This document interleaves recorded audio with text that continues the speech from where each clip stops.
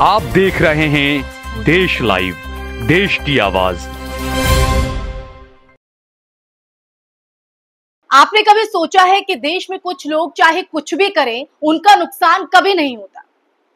एक तरफ देश की जनता महंगाई, बेरोजगारी, भ्रष्टाचार से त्रस्त है, तो दूसरी तरफ एक गुजरात कार्टेल है जो हर मुश्किल में, हर परेशानी में और भी अमीर बनता जा रहा है। आज हम बात करेंगे मोदी जी के सबसे करीबी दोस्त गौतम अडानी की, डूबते अनिल अंबानी की और कैसे ड्रीम फॉक्स, ड्रैगन पास जैसे विदेशी देशी नेटवर्क के जरिए आम आदमी यानी आपकी और हमारी जेब काटी जा रही है। ये सिर्फ व्यापार की कहानी नहीं है, ये राजनीति, लॉबिंग और पब्लिक सेक्टर बैंकों की बलि चढ़ाने की कहीं ना कहीं प्लानिंग है। नमस्कार, आप देख रहे हैं देश लाइव और आपके साथ मैं हूं आशिमा त्यागी।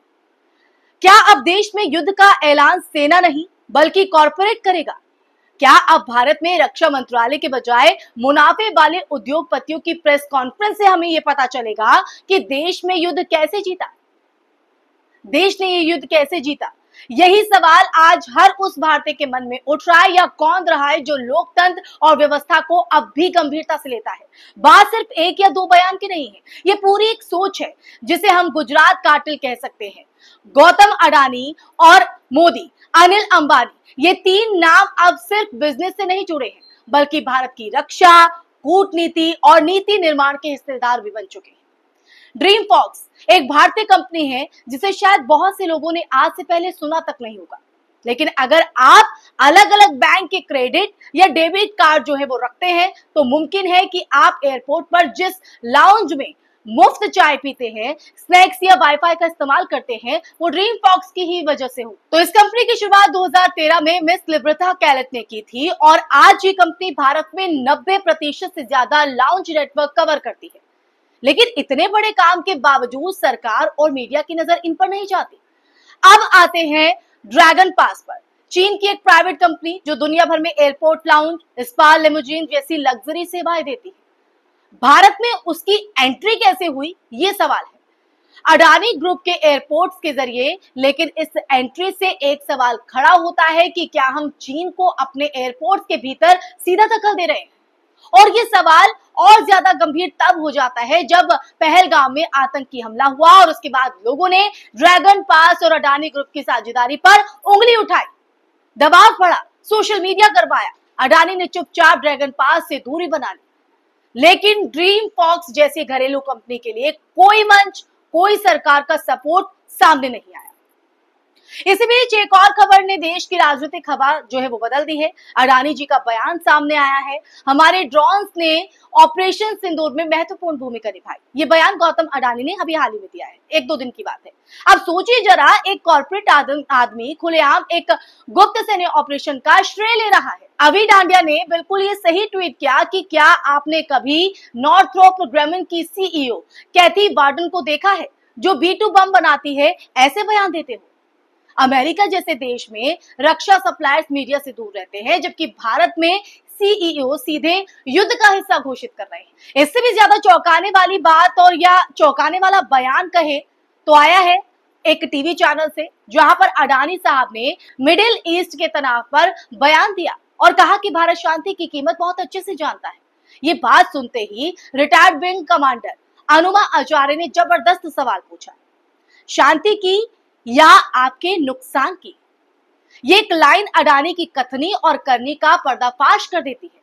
मिडिल ईस्ट में अगर युद्ध भड़केगा तो अडानी ग्रुप की शिपिंग, एयरपोर्ट और डिफेंस डील्स पर असर पड़ेगा और यहां से शांति की चिंता शुरू होती है। यानी चिंता देश की नहीं, अपने मुनाफे की होती है। और अब चलिए जरा महाराष्ट्र की बात कर लेते हैं। मुंबई में बिजली सप्लाई करती थी रिलायंस एनर्जी, जो अब अडानी के पास है, और फिर विदर्भ इंडस्ट्रीज पावर लिमिटेड जो घाटे में थी, उसे भी अडानी ने ले लिया, यानी उस पर भी कब्जा कर लिया। ये सब डील्स उस वक्त हो रही है जब अनिल अंबानी की कंपनियां एक के बाद एक डूब रही है। Reliance communications, Naval defence, infra सब एनसीएलटी में पहुंच गए हैं। लेकिन हर बार कोई ना कोई चमत्कारी उधारता जो है वो सामने आ जाता है, उधारदाता माफ कीजिएगा, और वो है गौतम अडानी। लेकिन इन डील्स में इस्तेमाल होता है पीएसयू बैंक्स का।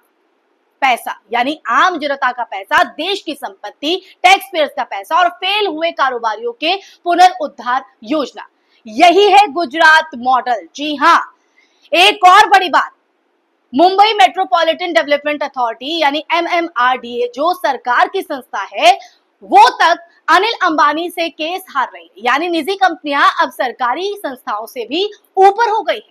और वहीं दूसरी तरफ महाराष्ट्र की राजनीति की अगर बात की जाए तो बंटवारा जारी है। पहले MNS अलग हुआ, फिर शिवसेना 2 हिस्सों में और फिर एनसीपी भी 2 भागों में हो गई और परिणाम स्वरूप सत्ता का पूरा कंट्रोल दिल्ली और गुजरात के हाथों में। मराठी मानूस लगातार बट रहा है और व्यापारी लॉबी जो है लगातार यहाँ पर मजबूत हो रही है। तो देखिए, एक से किस तरह से ये चीजें जुड़ी हुई हैं। इस पूरे घटनाक्रम में ड्रीम फॉक्स और ड्रैगन पास सिर्फ प्रतीक है। एक तरफ देशी कंपनी जो शांति से सेवा दे रही है, दूसरी तरफ चीनी कंपनी जो अडानी के सहारे भारत में अपनी जड़ें जमा रही है या कहीं मजबूत कर रही है। एक तरफ CEO जो चुपचाप काम करती है, दूसरी तरफ CEO जो खुलेआम ये कह रहा है कि उसके ड्रोन्स ने सेना की मदद की। क्या ये देशभक्ति हो सकती है या फिर एक अच्छी मार्केटिंग रणनीति? और अब सवाल देश की आत्मा से जुड़ता है, क्या अब लोकतंत्र की जगह कॉर्पोरेट तंत्र ने ले ली है? जब अडानी जैसे लोग सेना के ऑपरेशन का श्रेय लेने लगे, शांति पर व्याख्यान देने लगे और रक्षा सौदों से लेकर तेल, एयरपोर्ट और बंदरगाह तक सब कुछ उनके हाथों में हो, तब ये कोई सामान्य बिजनेस नहीं रह जाता, ये बन जाता है एक सत्ता का ढांचा।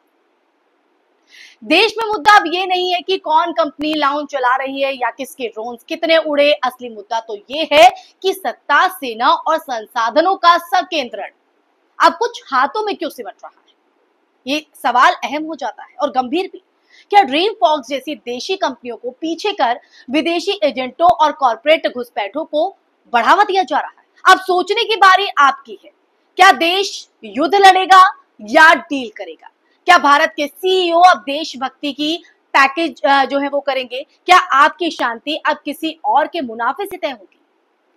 अगर आपको ये मेरा वीडियो पसंद आया है और इसमें तो तमाम बातें मैंने कही, आप इससे सहमत हैं और आपको जो ये परेशान करता है सच, तो इस वीडियो को आप ज्यादा से ज्यादा शेयर कीजिए, कमेंट कीजिए।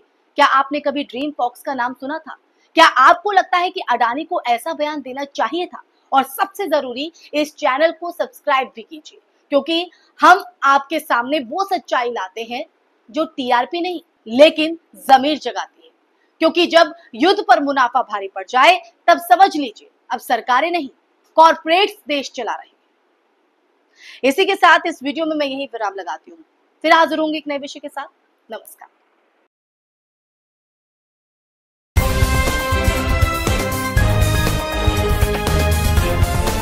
देश और दुनिया की तमाम छोटी और बड़ी खबरों के लिए हमारे चैनल को सब्सक्राइब करना न भूलें और बेल का बटन जरूर दबाएं।